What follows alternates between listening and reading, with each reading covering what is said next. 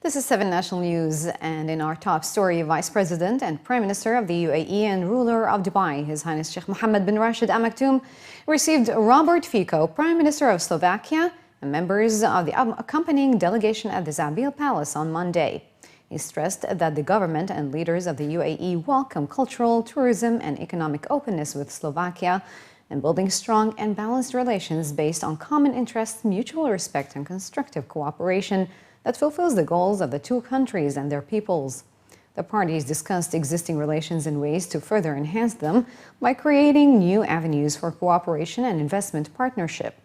They later attended the signing ceremony of an agreement on the avoidance of double taxation and prevention of income tax evasion between the UAE and Slovakia.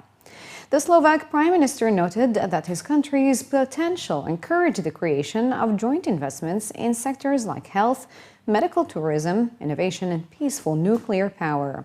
He expressed his government's desire to build cooperation in the public and private sectors of Slovakia and the UAE. His Highness Sheikh Mohammed bin Rashid expressed confidence that the agreement will be the first good step towards expanding relations and favorable opportunities for joint investments, in particular in the private sectors of both countries. His Highness Sheikh Ahmed bin Mohammed bin Rashid Al Maktoum, the chairman of Mohammed bin Rashid Al Maktoum Foundation, has opened Dubai Garden Glow, a uniquely themed edutainment park using recycled products to reduce carbon footprint. The 30 million dirhams project was built by Dubai municipality on an area of 16,000 square meters in Zabil Park. It was inspired by wonders across the globe and has created several experiences that will take visitors from the Masai Mara migration to the tulips of the Netherlands. The glowing garden showcases creative installations by around 150 artists from around the globe.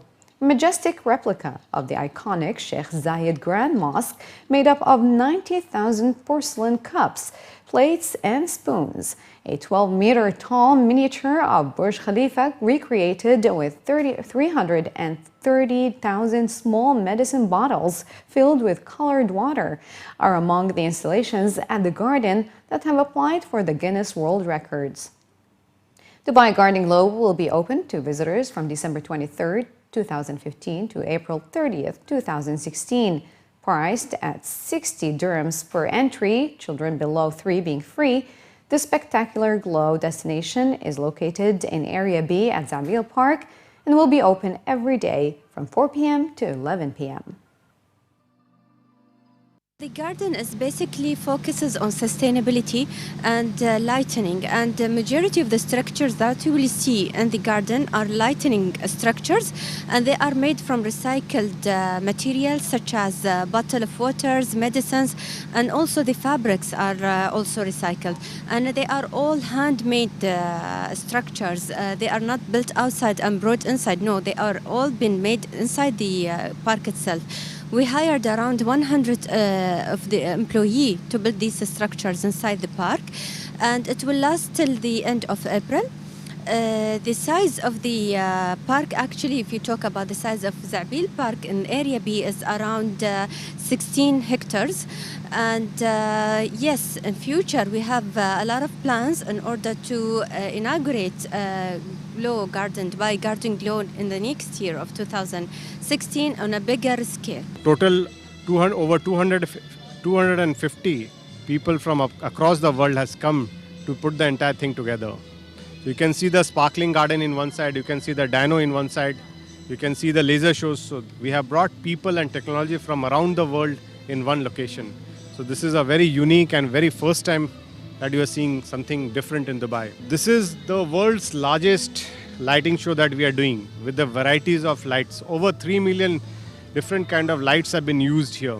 Only the sparkling garden we have used more than 1.5 million lights. So such a scale parks are difficult because you can have only one of this kind in a city. Obviously we are looking at different countries in the coming years. In the first of its kind exercise, a total of 24,952 citizens from across the Emirate of Sharjah out of a population of 78,457 have registered themselves to take part in the upcoming Sharjah Consultative Council SCC elections to be held on January 30th to the 31st.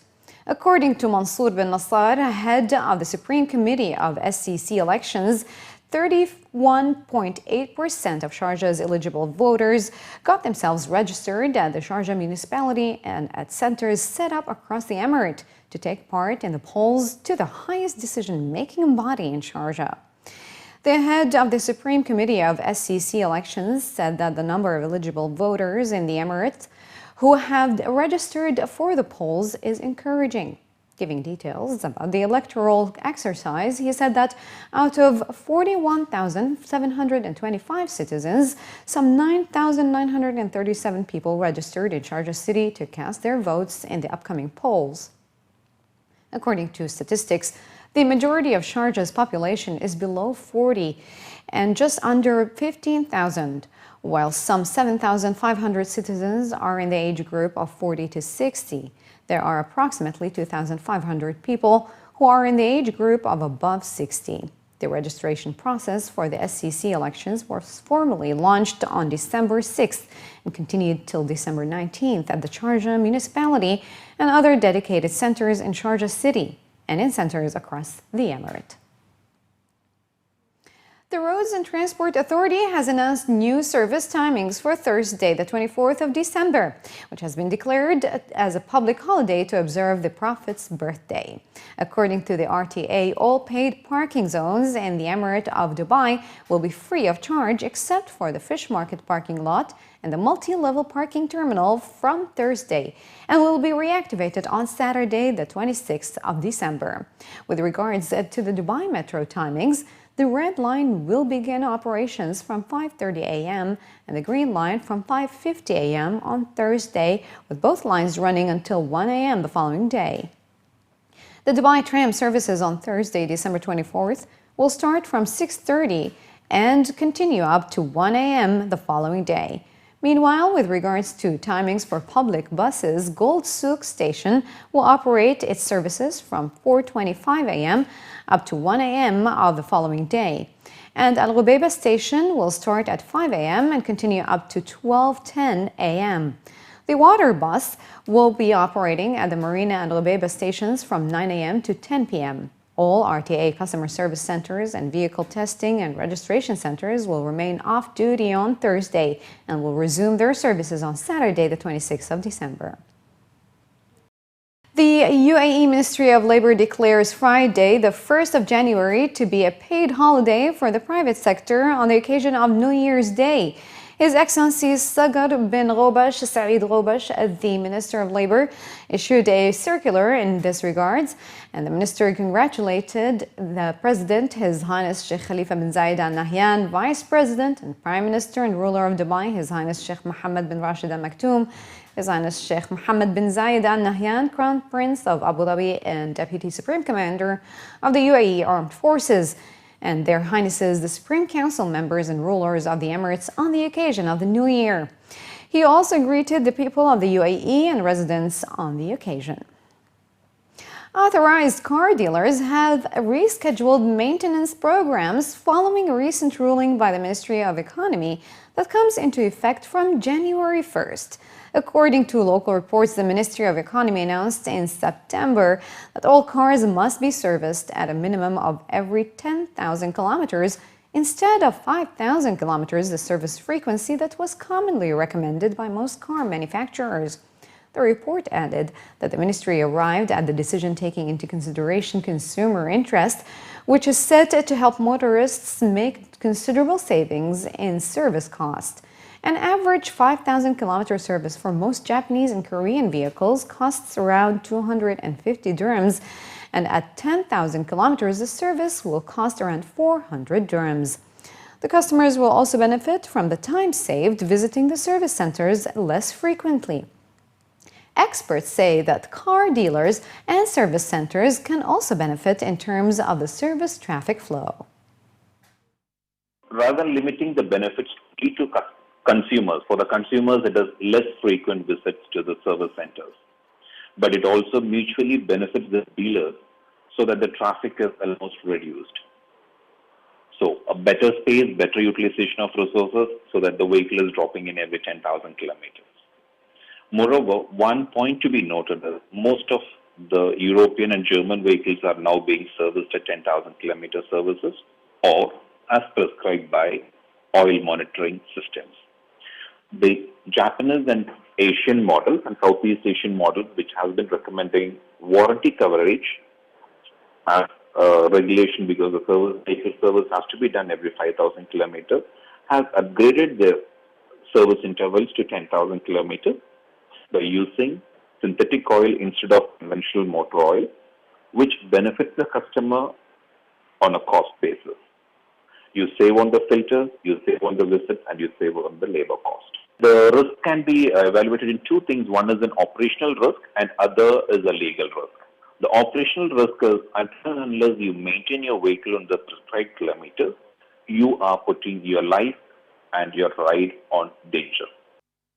And finally in the news, spectacular fireworks show and an amazing audiovisual display complete with LED lights and light beams await UAE residents and tourists to mark the futuristic celebrations of New Year's Eve Gala at downtown Dubai.